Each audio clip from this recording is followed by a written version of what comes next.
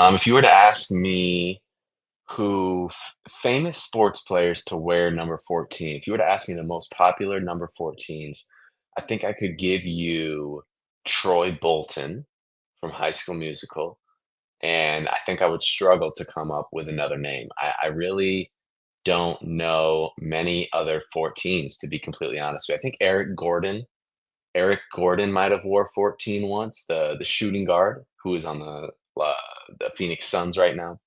Maybe him, but yeah, episode 14, baby, we're back at it. If you're watching on the YouTube, you probably see that I am a little darker than I once was. That's because I have completed my master's degree, and my girlfriend and I, we actually moved out of Omaha, and right now we're in Fort Wayne, Indiana. We're kind of celebrating our little summer vacation, and we're at a lake house or a cottage, as I grew up calling it. Basically, a place on a lake and living that lake life. And that's something that I hold very near and dear to my heart. And so does she. So that's where we're at. I got out in the sun a lot today. UV rays were high. And yeah, I guess, I really wanted to talk about my journey out of Omaha because it really was a doozy of a travel day. So if you enjoy travel stories, go ahead and tune in. So basically, I had my master's, it's called a conference. We had a conference basically where I gave a speech and we kind of unveiled our all of our things. I did that on Wednesday and we hung out with our parents and stuff. It was all good and well. Thursday morning, we ended up leaving Omaha at around 8 a.m. We drove 10 hours from Omaha to a town in Colorado called Parachute, Colorado. Stayed the night, woke up early the next morning, and drove 9.5 hours to Phoenix, Arizona. And I'm not sure if many of you know, but Phoenix, Arizona at this time of year is about 115-ish degrees, which seems like it's a lot because it is. Um, let's see, but it's that dry heat, and people don't understand that. And honestly, it's a common saying, but it really is different than a Midwest. I would say if you locked me in a room and you put a gun to my head and you said, "Would you rather have 115 dry heat or a 92 humid heat?" I would say the 115 dry heat, and I seriously mean that every day of the week because it it is hot. I mean, it feels like an oven, but there's just not that weight of the air. There's just you don't walk around and you don't immediately start sweating like you do. So I'm taking the 115. But yeah, anyway, so we arrived in Phoenix, 115 degrees, and we had to unpack all of our things into our apartment, which took, a couple hours. And it was about 6 p.m. at this point. So we were unpacking things until 8.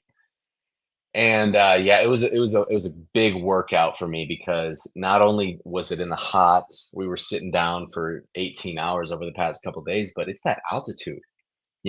Teams in the NFL talk about playing in Denver and what that means, and it's about the altitude and how you have to kind of train your lungs to breathe in or train your lungs to be adjusted to that altitude. And Phoenix definitely was like that, where even the slightest walking up the stairs up and down felt like you were doing a little bit more than you might have over here in the flatlands, as you might say. But sure enough, we unpacked, and then the very next morning at around 6 a.m., we flew 3 hours to Fort Wayne, Indiana, where we have been the past couple days. So it's been quite the past few days, just to say the least. Finished the master's degree, travel, unpack, travel, reside. And I'm blessed.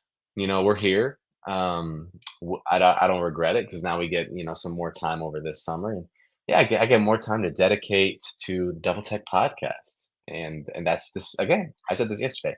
This is something I hold very near and dear to my heart.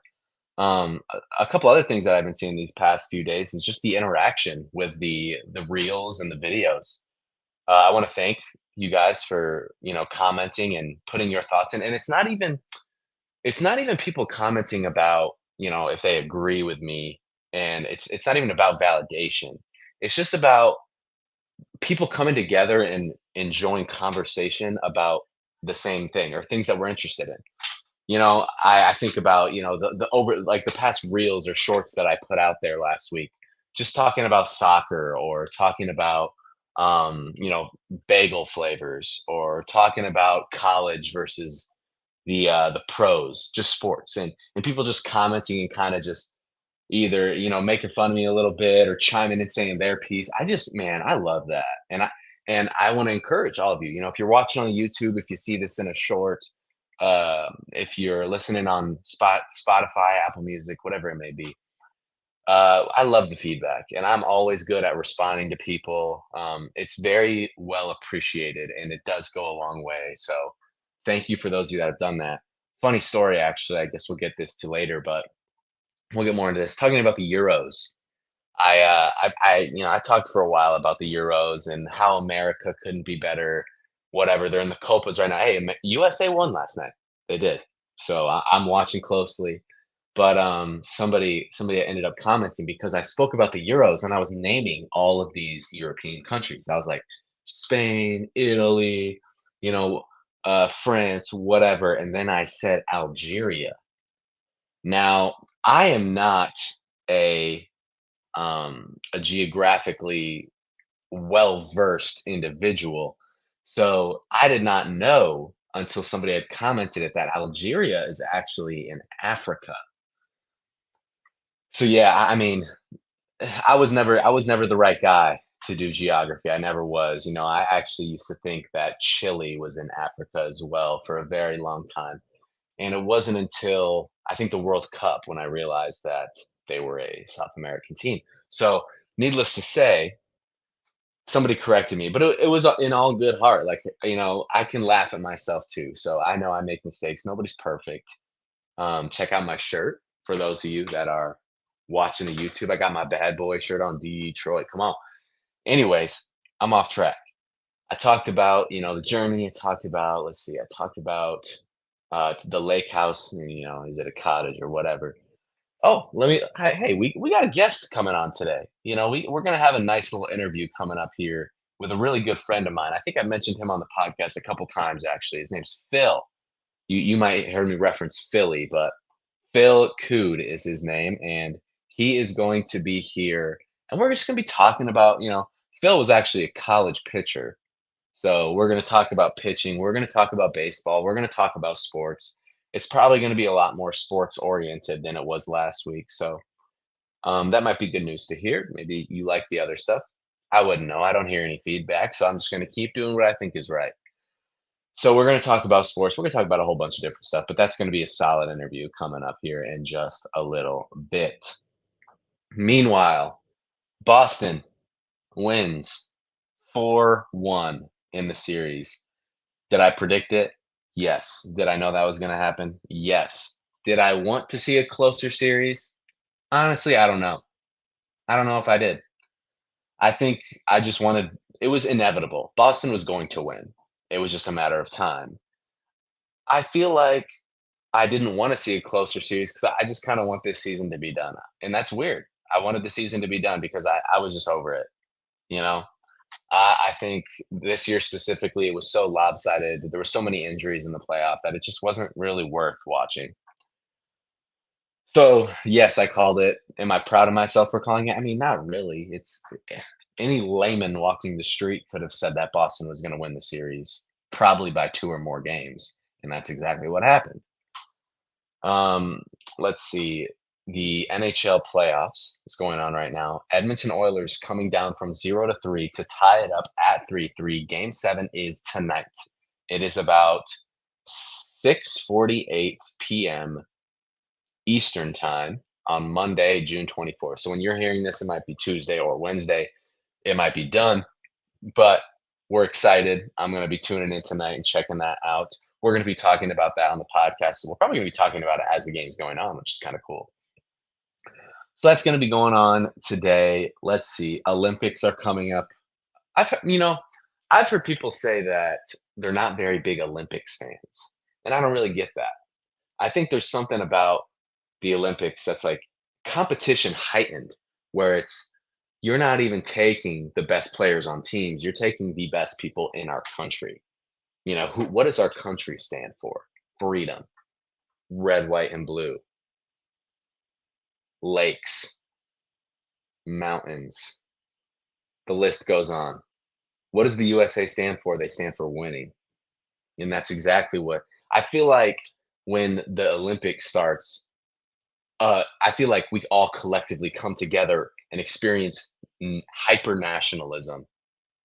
And you know what? There's something beautiful about that. There's something beautiful about coming together to root for a country in physical sports and physical activities. So that's really cool. That's coming up soon.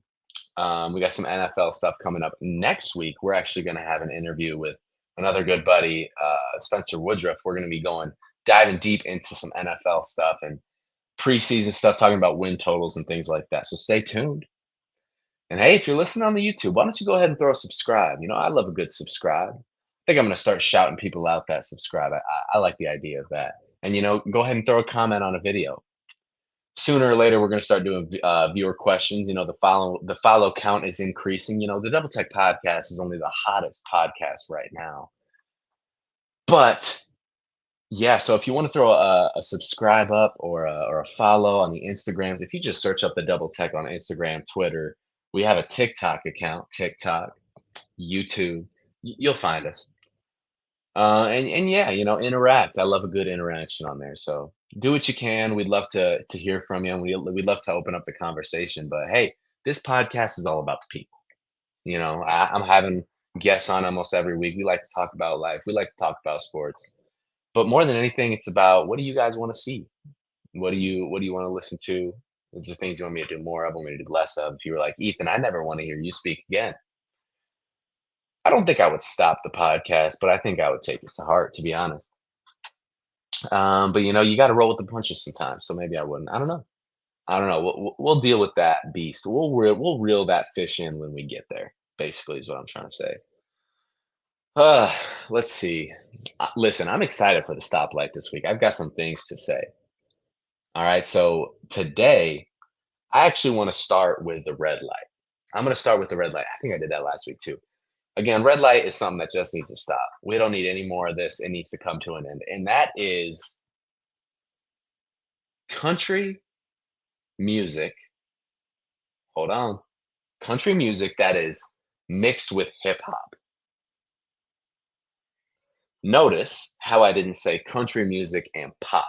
I feel like that there's a place for that in the mix somewhere. There's a place for that on the radio. But I think you take hit country and you take rap. That is like oil and vinegar. That is like oil and water. They don't mix together. Okay. And there's not a lot out there. And a lot of people say, a lot of people are going to maybe come at this and say, "Well, what about Post Malone?" And I'm not talking about Post Malone. Post Malone actually just came out with a song with Blake Shelton in it. I thought it was a great song. Here's how I see it. On one end of the spectrum, you have country music. On the other end, you have rap music. These are two entirely different types of music. In the middle, you have pop. Country was over here. Yeah.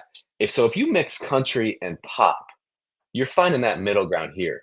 That's interquartile range if you want to get mathematic about it. Okay? This is Q3. We can live in Q3, right? But if you take country and you take rap or hip hop, these two were not meant to travel this far to meet in the middle. I think you got to keep those separate. I think you even push further away, to be honest. And there's an example of this that I just don't see it. I think I don't know. It's music, it's art, but it belongs nowhere in my car. It belongs nowhere on my speakers. And I'm sure there's a specific type of person that listens to that type of music. I think you all know who I'm talking about. I think there's a specific type of person that listens to rap and country combined, the culmination of the beats and the southern drawl or whatever you may. But I'll tell you what, and if you want me to start naming names, Morgan Wallen and Lil Durk, or Morgan Wallen and Lil whoever, whenever they come together and it's like, I think there was a song called Broadway Girls or something. What are we doing, man? I don't get it. I don't get it. So here's my thing. If you're in a rap mood, listen to rap. If you are in a country mood, listen to country. I feel like that's a pretty simple algorithm, but I feel like you're never really in a mood to listen to both because true rap fans are not going to want to listen to something that's country infused. And I think true country fans are not going to want to listen to something that's rap infused. So I'm generally curious who the target audience is. I'm generally curious who has that on their playlist or on their queue. I don't know. Moving on to my yellow light here, and this was a problem that I actually saw in the sports world this past week, and that is Jason Tatum. You know, he's been getting a lot of scrutiny lately from the sports media just about being corny and people saying, this tool is going to win or the championship. How are we going to let this guy hold the trophy? This guy is just an embarrassment to basketball, whatever it may be. The truth is, he won the NBA Finals. Okay. The truth is, he won the NBA Finals. He's deserving of holding the trophy. But the truth is also, it's hard for me to defend him because I guess I'll start when they won. So I watched Game 7. When they won and they first interviewed Jason Tatum and they first asked, they asked him what he felt, and then he did that, we did it, or whatever. My first thought was, wow, that actually sounds a lot like the Kevin Garnett thing. But I didn't think anything more of it. I was just like, wow, that was kind of similar to Kevin Garnett. I was just like, whatever. But then as soon as I saw it on whatever sports account you follow, as soon as I saw people start to make fun of it, I just started cringing harder than I might have ever cringed before because I was like, "You're right. That is eerily similar." He had to have been doing it because Kevin Garnett did it. He had to have been trying to. And you know what? I guess art imitates art, but it's just funny that people are coming at him for being unoriginal. And I say it's hard for me to defend this man because not only did he copy the Kevin Garnett thing, he went into it seemed like a post-game party or whatever, and they gave him the mic on stage, and he said something like, I guess, or people wonder about what would have happened if I never won. I guess we'll never know. The Kanye thing, and he did the Kanye thing. And I think that's so crazy that he did that. He doubled down. He did the Kevin Garnett, then he did the Kanye, and then he hit it 3 times. He then went on to do the Kobe and the MJ iconic, holding the trophy when whatever, he took the picture, and you should get a good picture with the trophy, but his whole thing has been so just seems like he's copying the people that have done it before him. Like, do something original, man. Do something original. And like I said, art imitates art, but it gets to a point where you're like, come on, man, you're an NBA champion. Like, we already respect you for that. Just don't, just don't do what you're doing right now, you know? And I respect Jason Tatum. I think he's a fantastic basketball player. I'm actually really happy that him and Jalen Brown won it together, to be honest. It was a long time coming, but yeah, after seeing that thing, I can't defend it. I can't defend it, and people are hitting me up being like, "Yo, did you see Jason Tatum do this or this?" And it's just hard for me to step up for him, it's a little embarrassing. So Jason Tatum is my yellow lights because I get it, but also I don't get it. I get it, but I don't. And then moving on to the green lights. This is a fun one, and this is something that I've actually just been experiencing the past couple days. Being on a lake, being at a lake house or a cabin or cottage, whatever you want to call it, this could even be in your backyard. Yard games it might be one of the biggest green lights of all time. If you don't enjoy a good yard game, there's something wrong. There's something wrong with your psyche, I think, because I just don't see how I feel like, listen, yard games require little athleticism.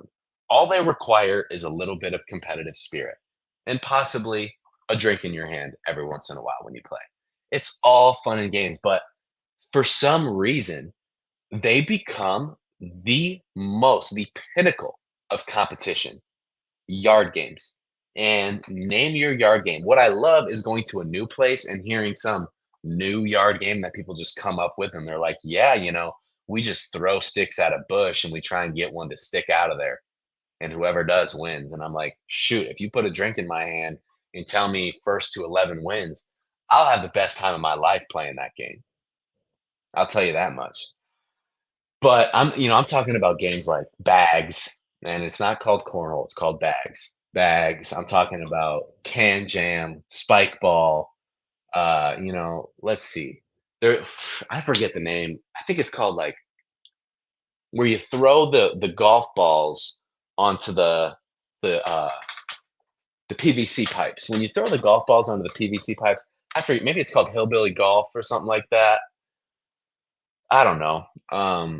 Man, I played this one game in my past called Frisbeer, where you were in the water and there were these staffs that were like a distance apart, and they had a beer bottle, not full of beer. You could fill it with water, and they were sitting on top of this post, and you and your partner had to throw a frisbee and knock the beer bottle off. That was a fun one.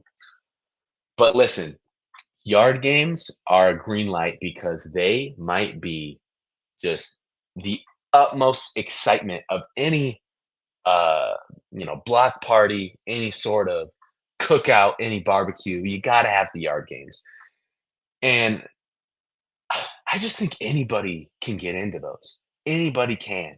You don't even have to be a good sports player.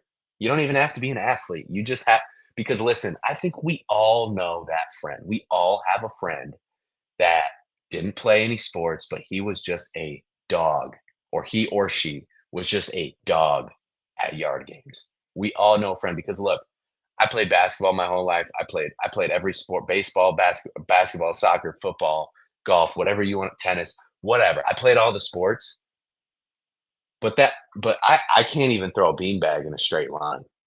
I can't even throw a beanbag in a straight line, dog. I'll tell you that much. There's a different side of yard games. There's a different type of athleticism.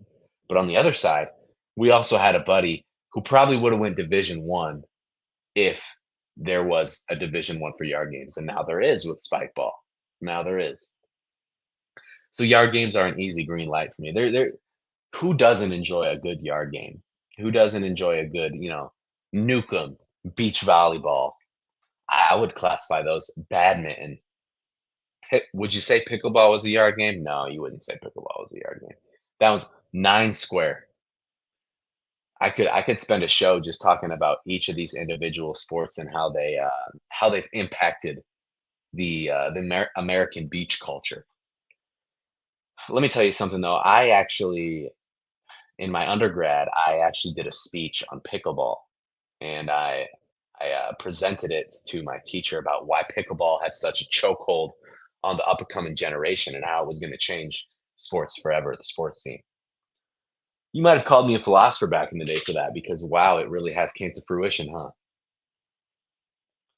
Well, listen, man. Um, I got some family downstairs. I got my girl downstairs. We're cooking out some burgers and dogs. I wanted to come up here and say what's up. We're gonna have an interview just after this with the Phil Cude. We're gonna talk about sports. We're gonna talk about life. We're gonna talk about all the good things that there is. Folks, if you're listening on Spotify, if you're listening on Apple Music, if you're watching on YouTube, why don't you go ahead and throw a 5 star, throw a comment, throw a like, throw a subscribe, whatever it is you're listening on. I love the interaction. I love people. I love new followers. We're going to throw some more interactive activities here soon with viewer questions. I want to respond to comments. I responded to somebody's comment today about the Algeria thing. That was a tough look, but I can wear that one. And yeah, I love you guys. Thanks for tuning in. And hey, Double Tech Podcast, can't stop, won't stop. And we'll see you next time, folks. Interview with Phil Cude coming up next. Enjoy that, and we will see you back solo dolo next time. Peace.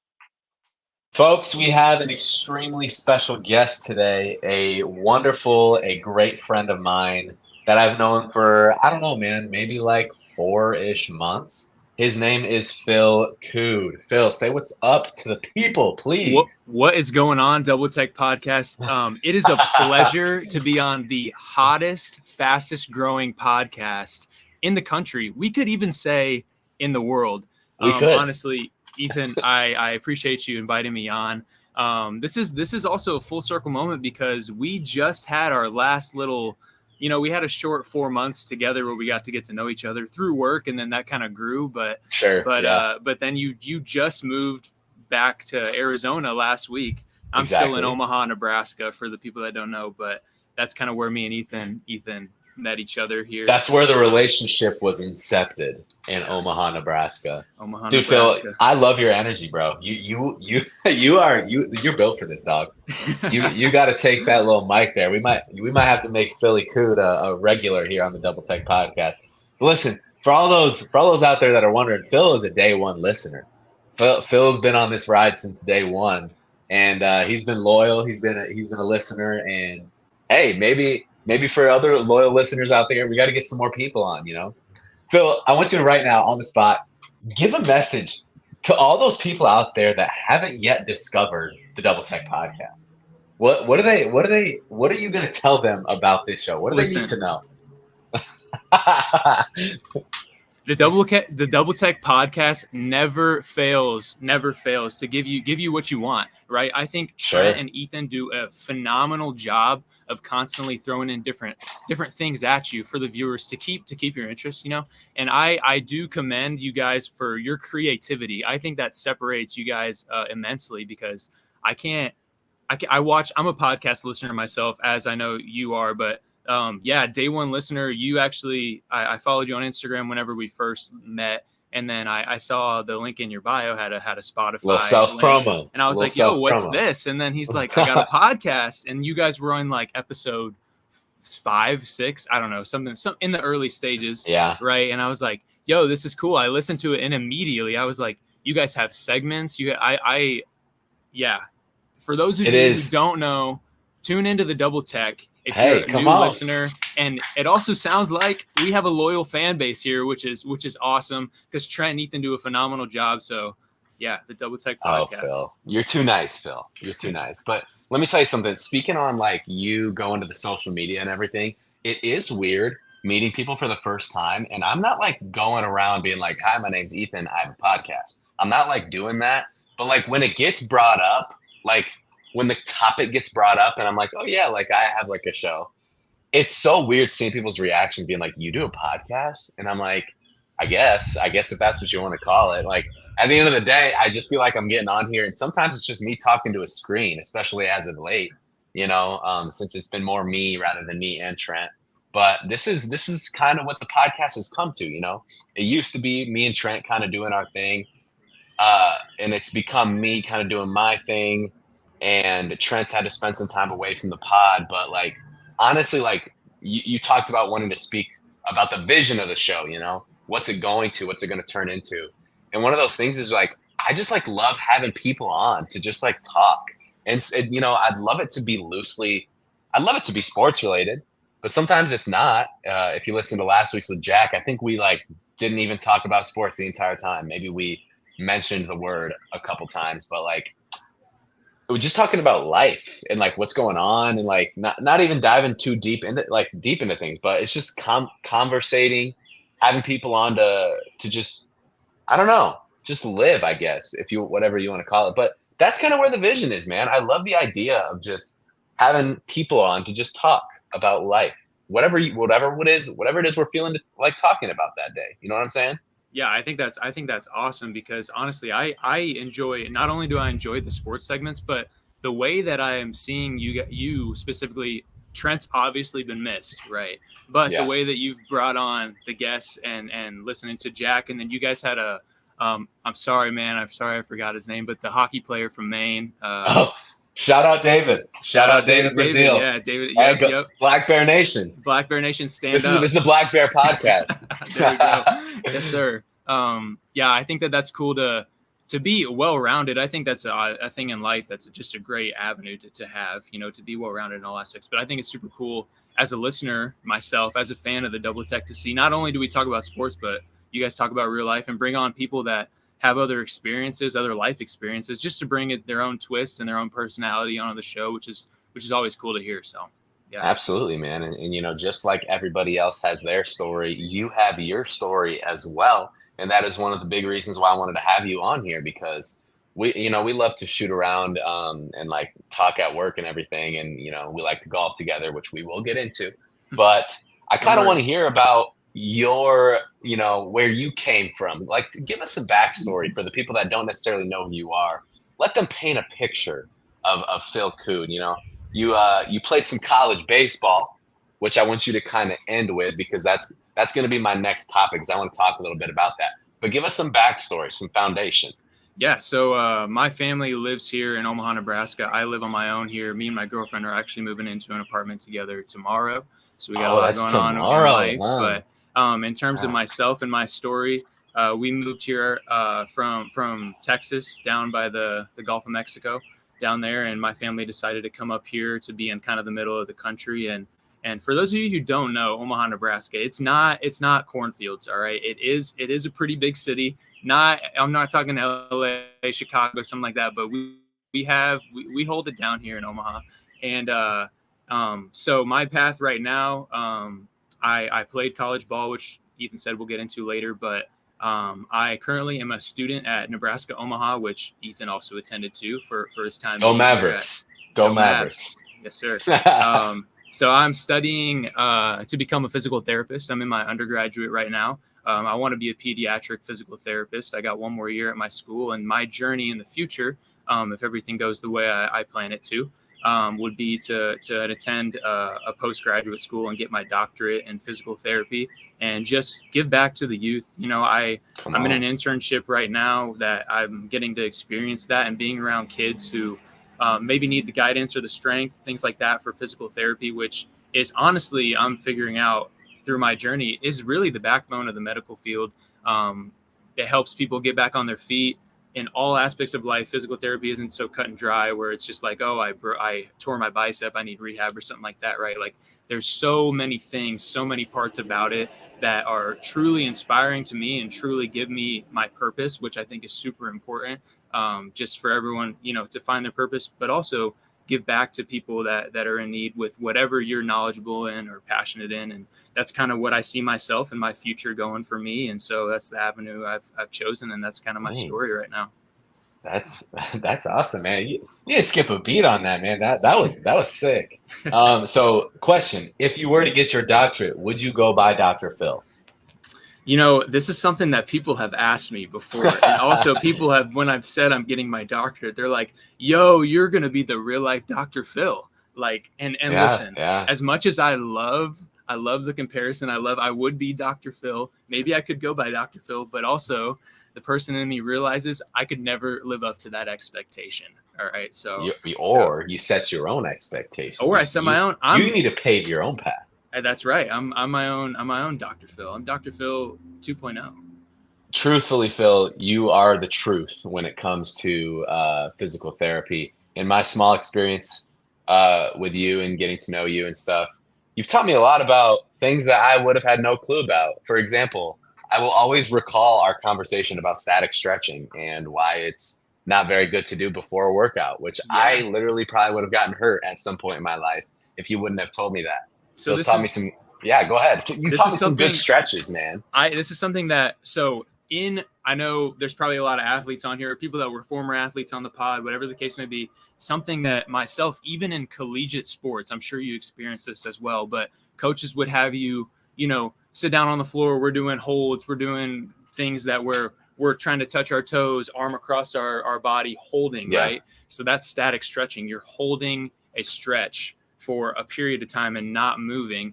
And actually, through my degree right now, what I'm learning at UNO is for the people out there, they teach us through science-based research that is actually the wrong way to warm up before a workout. So I know all of us on here, we probably, as in society today, we all go to the gym, right? So many of us go to the gym. And where me and Ethan had this conversation about is I was telling him that actually static stretching, the whole stretching, is only useful for after workouts, and before workouts, you should be doing movements that are priming your muscles to get ready to move. So things like, let's say I'm going to have a leg day, right? Like I want to do exercises that are going to be incorporating movements and getting my muscles ready to do the movements that I'm going to perform, like a heavy squat, like a heavy deadlift, something like Right. that. And it should also be like a gradual buildup where you're starting off with movements that are, maybe I'm doing like inchworms or something like that, where I'm moving through the range of motion.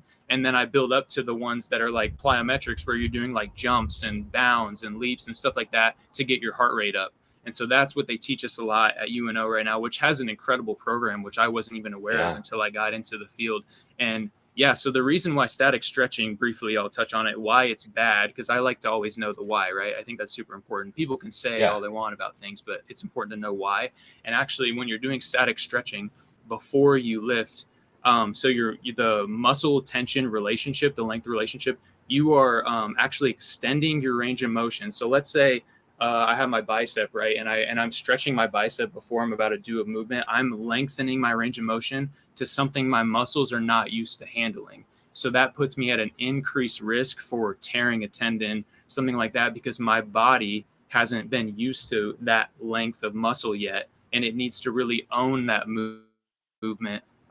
And so it's important to fire up the muscle, engage the muscle before you get into lifting that muscle, if that makes sense. So because if you were to statically stretch, so with your arm example, if you were to like stretch that and lengthen it, and then you just went ahead and threw some heavy weight on there, like that would, I'm assuming, not be a very good thing. Yeah, so your body's not used to that amount of that range of motion, that amount of length in your muscles, and so it's not going to be able to hold what you're asking it to do. It's not going to be able to do that. And so that's why it's important for after to do static stretching, because then you're working on your range of motion. But during exercise, right, we're asking a lot of our muscles, so it's important to get them ready, prime them for the moves that we're going to do. And that's why, yeah. Let me tell you something. This might be the first educational podcast we've had on here. Throwing a little something at you on the double tech. A little something. He's schooling us a little bit, and you know what? Sports related too, because like you said, a lot of our listeners are probably athletes, former or current, and maybe people have never heard this. Because I mean, I played sports my whole life, and you'd be surprised, man. I'd be showing up to summer camps, to sports practices, and sure enough, getting in a circle, putting that arm across, whatever it may be. And no one for a second was like, hey, did you know static stretching before you work out is actually not that good? Yeah. So I've always been impressed with your knowledge of that kind of stuff. And I've taken some nuggets along my way. That's awesome. You mentioned college baseball. We're going to get into that right now. You were a college pitcher, correct? Yes, sir. I was a college pitcher. And okay, so listen, man, I want to know what were you throwing? What was your speed? What types of pitches were you going? So when I played at a community college, and actually I played at a community college in Kansas. And I think at all levels, people get this twisted in sports, that all levels people know how to compete. All levels, there's studs at every level, right? Specifically, when I went to junior college out of high school, I was like, yo, I'm going to junior college, right? Like, I'm going to be the dude. Like, this junior college has got to be there's where people go where they can't make it to a university, right?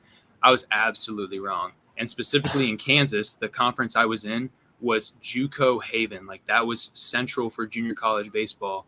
And every team was loaded with kids that were going to go to Division I schools after their program. We had kids on our team that I think the year that I graduated there was like 9 out of the 18 seniors or something like that were at the going to the Division I level. That's so insane. it was no gimme, right? And so for me in junior college, I learned out pretty quickly that, I wasn't as good as I thought I was. But to get into what I threw, I was a 3-4 pitch mix guy. I threw a sinker, heavy run, heavy sink. Just knew how to move the ball. I was all about movement. But I topped out at 93. Was the fastest. I normally ranged between like the 90, 91 area was normally where I pitched. But you were still throwing gas. Yeah, which and that sounds like gas, but dude, we had some guys on our team that ran it up to like 96 miles an hour. Like, and Jeez. we had over half our staff in the low 90s, like, so it was Yeah. like there were some studs. And I just always knew how to throw really, like, movement wise really well. I just couldn't command it that well. That's why I didn't end up playing. But threw a really good changeup as well that profiled off my sinker. So I was a sinker changeup guy. Developed a slider through that in the low 80s, which ended up being a good pitch for me. And then my last year there, I developed a cut fastball that I ended up throwing in the upper 80s, and that actually didn't end up working for me. And so then my coach had me switch to sidearm for a couple weeks, and somehow I just, like, first outing, I went out there and I was like 86, 89 from throwing sidearm, just demon Jeez. sinkers. But it didn't pan out for me. I walked a lot of guys, just couldn't command the zone. So that was kind of how my junior When you college was. say command, you're talking about like pitch location, right? Mhm. Okay. And holy cow, it's so dark in here. Gosh. All right. Um, you also mentioned, like, I forget what you mentioned, but I was thinking of a phrase that, because I always love hearing like MLB announcers talk about like the pitch movement and like the pitch. A word I keep hearing is pitch sequence. Yeah. What does that refer to? So pitch sequence is how you're setting up a batter, right? So every batter has their strengths and weaknesses. Each batter, it's like a one-on-one, right, of their own. Right. So every batter's, you're going to approach it differently, and they call it also like pitch profile. So in a hypothetical world where what separates like a college pitcher from an MLB guy is how their pitches play off each other, or it's called tunneling, right? So every pitcher has a different profile, how their pitches move, or like, all that stuff, curveballs, sliders, Yeah. how they're moving across the zone. And ideally, in an ideal world, if you have great stuff, you would want your pitches to tunnel off each other. So if I'm a guy that can throw a fastball that stays up in the zone really well, and I'm going to live at the top of the zone, right? Because that fastball's staying straight. And it's important for me to live at the top of the zone and have a curveball that looks like it's starting from that same plane as my fastball, and then it's dropping off the zone. And then one goes down and one stays up. So it's all about pitch profile, how your pitches play off each other. That was one thing that we would do all the time in college. It's in this new age of technology, new age of sports, right? That's something that we're seeing tenfold compared to the past in previous years, early 2000s, 90s, right? So that's what we would work on all the time. I found out in college, like, I had a couple pitches from high school that I thought were great that don't profile off my fastball at all. So then we had to pitch design and work on new pitches that tunnel off my fastball. So that way it's harder for the hitter to recognize, keeps them off balance. And then also, every hitter has their strengths and weaknesses. So it's important to set them up with the pitches that, they're not expecting or they're not good at, location wise, pitch wise. Yeah. Right. So would you take notes on the players? Like, would you have notes as the pitcher of like every single hitter and what they liked and what they didn't like? We would scout, we would game plan, and also during the game, we would keep track. We had guys in the dugout that would be assigned different roles throughout the game, and then one of them would be like a pitch guy who's tracking our pitches, each batter, and what the result is of that. Oh my and gosh. So that way, so you can also get that from previous games. You can scout that from previous teams. Sometimes the coaches would go out and scout and look at that, right, and be able to pitch track. That way you have it's like a scouting report in basketball, right? Yeah. Like, what the guy's strengths and weaknesses are. And so I guess I'm wondering if, like, during the game you're getting that information. Live in between innings, we're looking at, like, okay, this guy went 0 for 1. What did he do? And how did you set him up on that first pitch? And then we would go through, and before you go out there for that next inning, we would have, like, in a sense, kind of a game plan of what I know I'm going to throw. Obviously the coaches are calling the pitches, right? But you guys kind of get on the same page, you and the pitching coach, of how we're going to plan of attack for the hitters coming up in the lineup. So, okay, that makes sense. And I see, these are the things that I would never have known. So this is a lot that goes into it. Yeah. I love the science part of it. I love the science. I love the prep. It makes me have more respect for, like, professional pitchers, because sometimes dudes are getting shelled and I'm like, where are they even getting these guys, like, from across the street? But Probably they're just, struggling a little bit. But Phil, I'm curious, man. I've been saving this question because I want to know. You're on the mound, right? You're on the mound, and I walk up to bat, and we're on opposing teams. Based on what you know about me, what would you sequence for your pitches here? So for me, for my pitch type, I love to live down in the zone because I have a sinker, right? So it's starting from the top, sinking down to the bottom, and you're a right-handed guy. So I'm throwing a right-handed fastball. It's going to come in on your hands. So for me, I feel like you're I don't a like guy, inside pitches. and I feel like you're a guy that's going to look for that first pitch to hit. Maybe I'm wrong in that take, but I feel like you're like, you know what? He's going to give me something early in the count for me to swing at. So I'm going to throw something.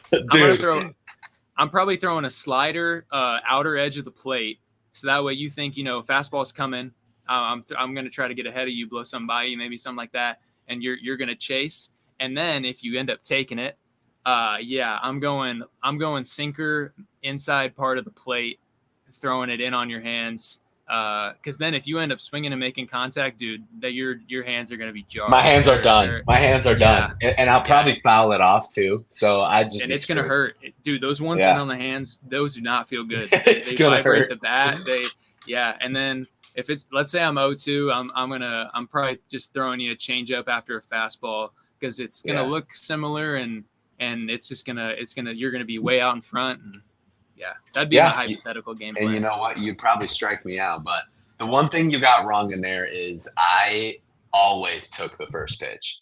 I always took it. But it was almost more of like a psychological thing, kind of like how you say I shouldn't take practice swings in golf. It was like one of those things where I was like, this probably doesn't even benefit me, but I just want to see one just because. That's true.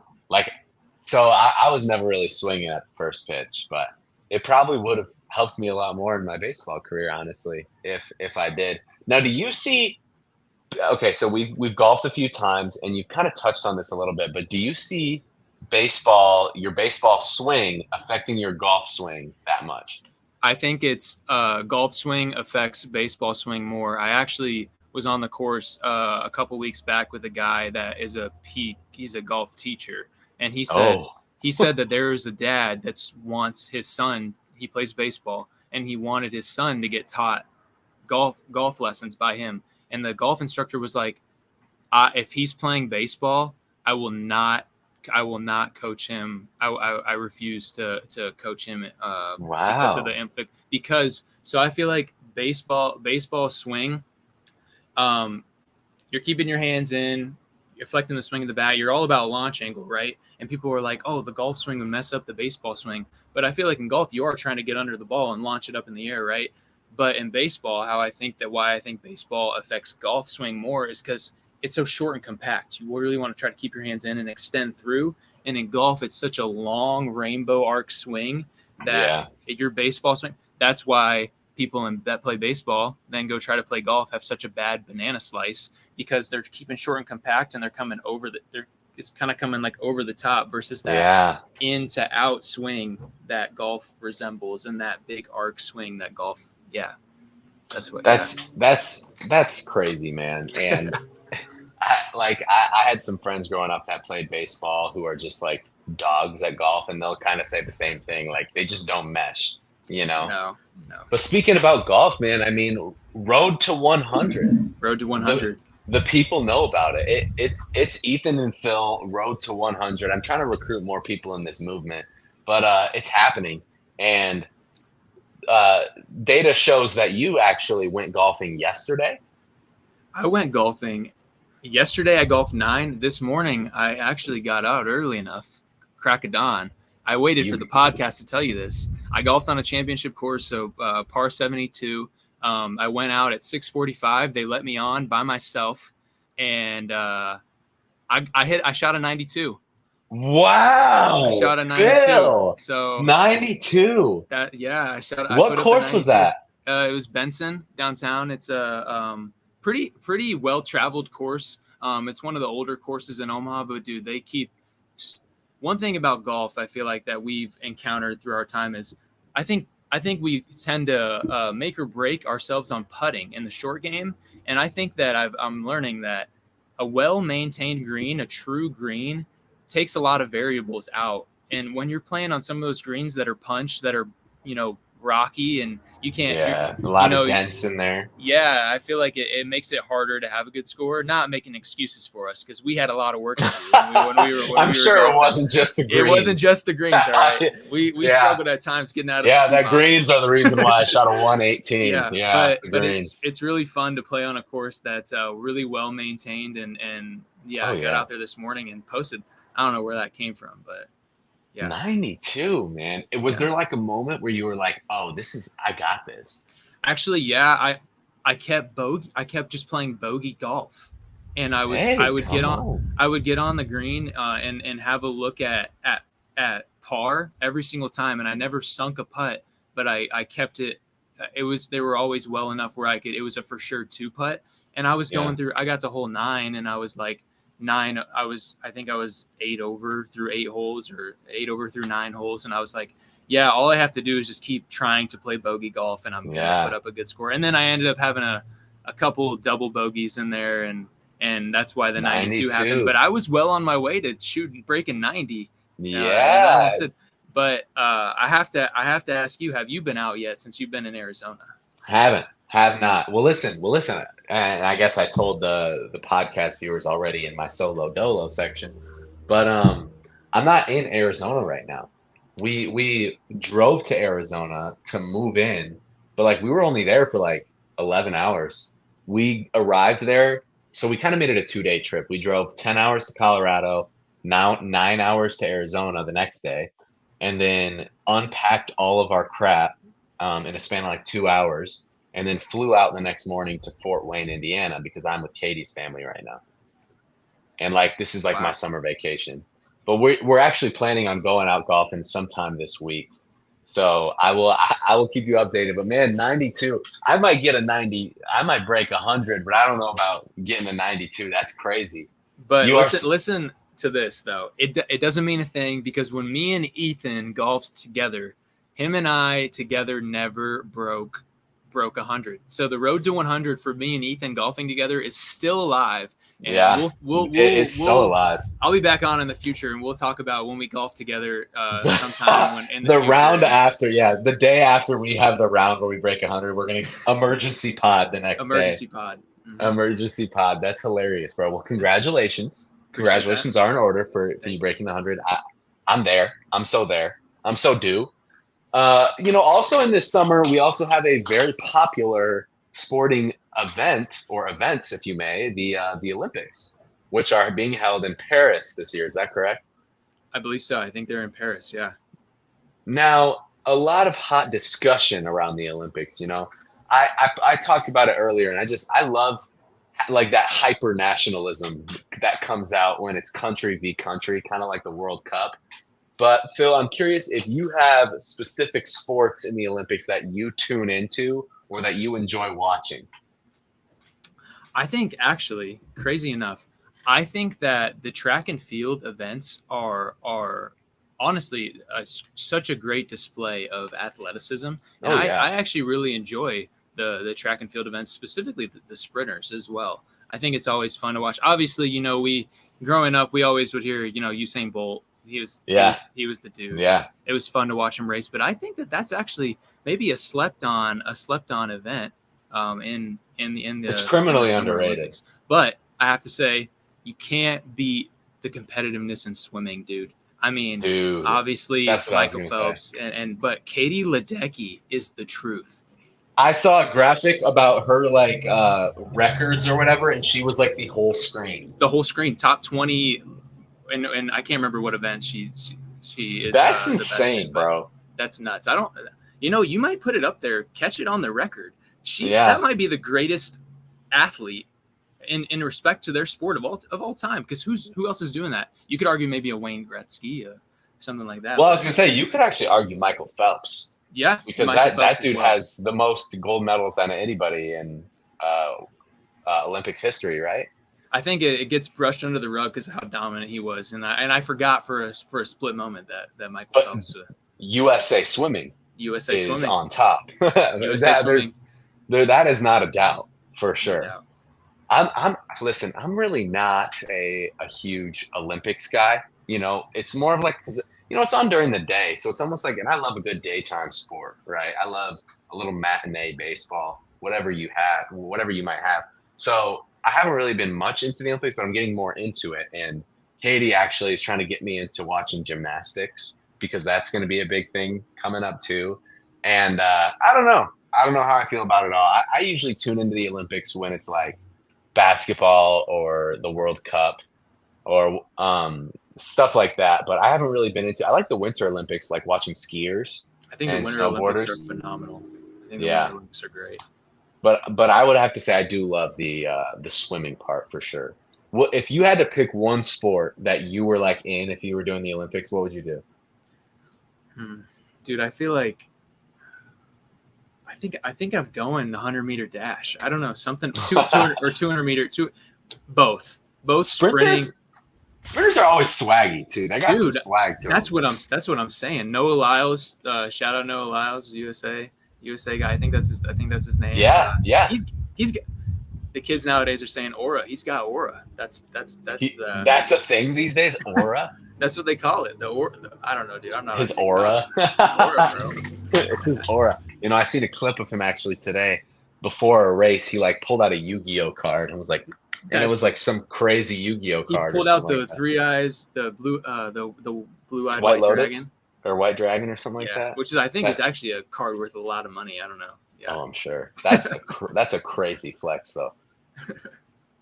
Phil, it is my understanding that you have a throne room doghouse for us. I have a throne room doghouse pick. Like we said, Trent, folks, I can't live up to your expectations, but Phil's a loyal listener, man. He's been listening since day one. He knows all of the twists and turns we went down in the beginning.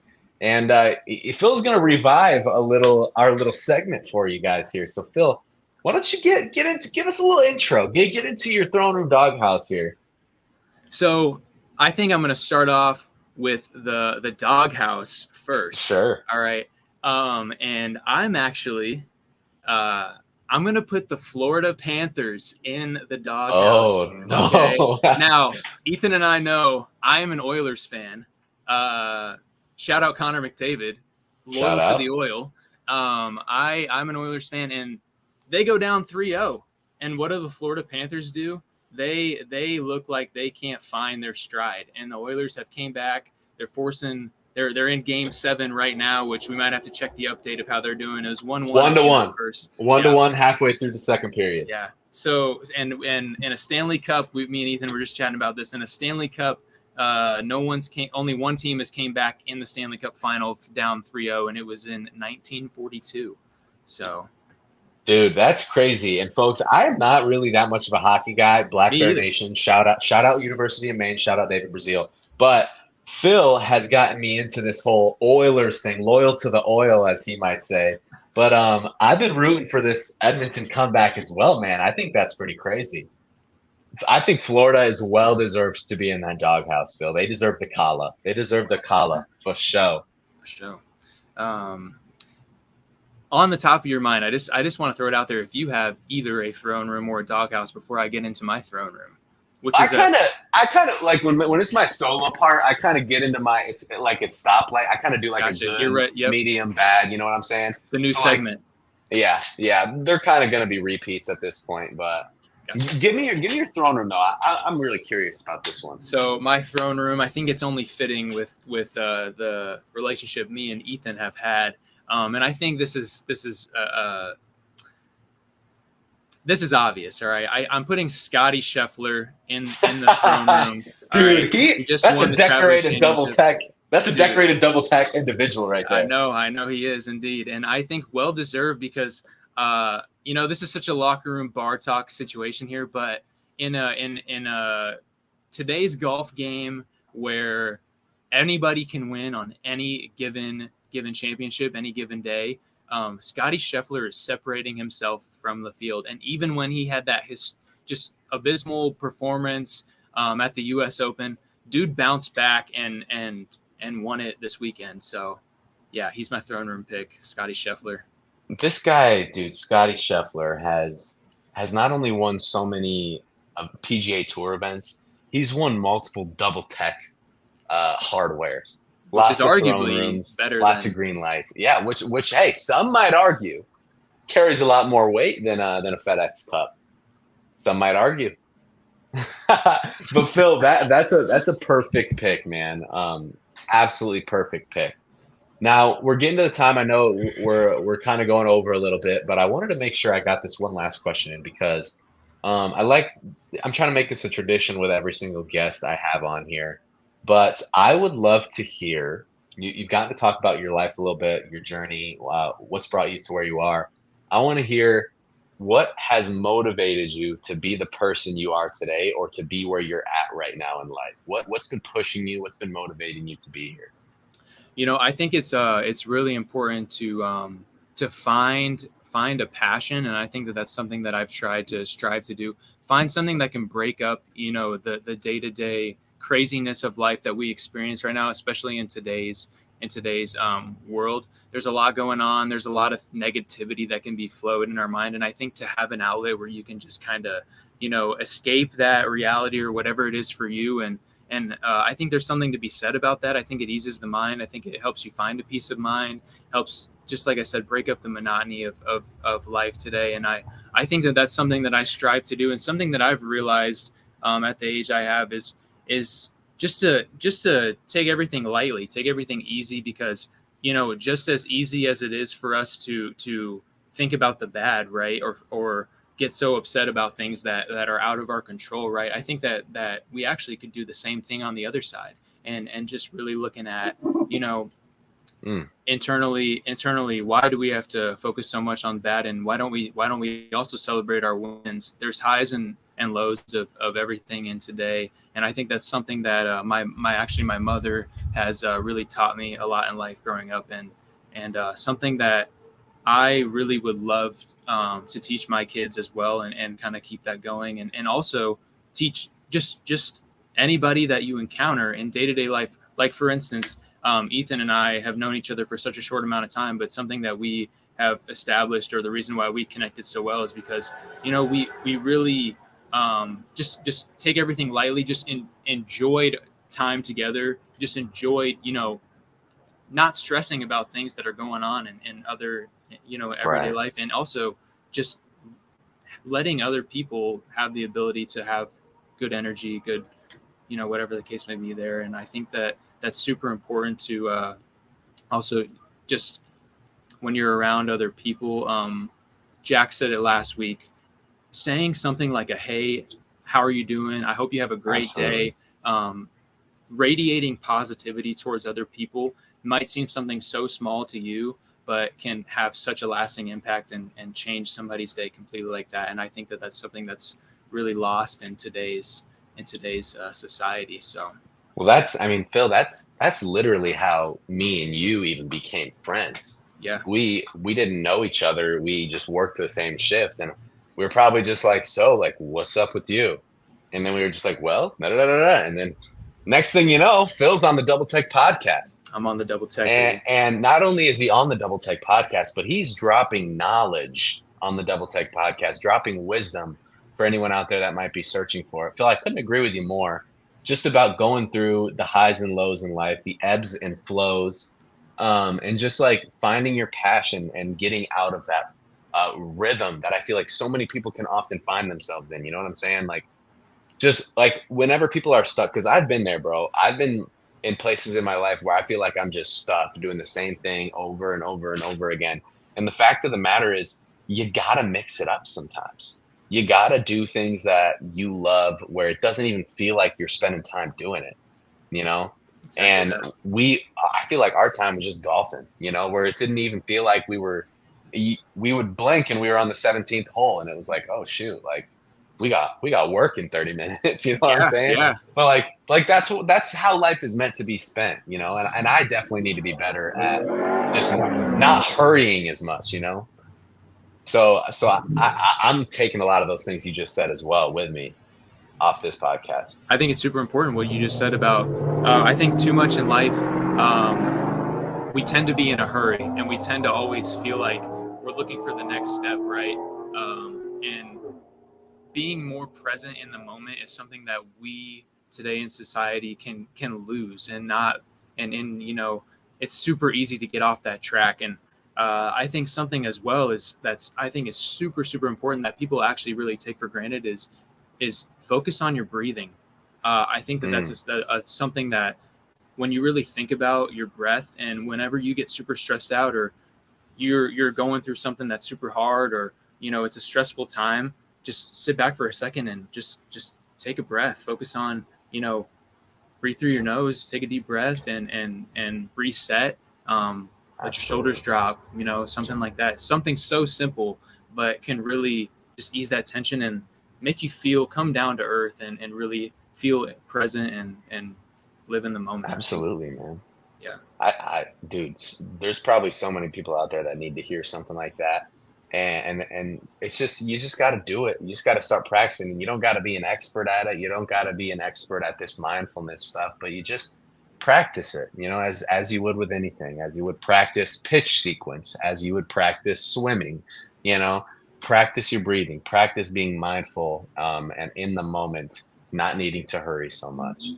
Well, Phil, thank you so much for coming on, brother. This has been such a great episode, and it's been an honor to hear your thoughts about the sports world and just life in general. So, is there anything else you would like to say before we head out here?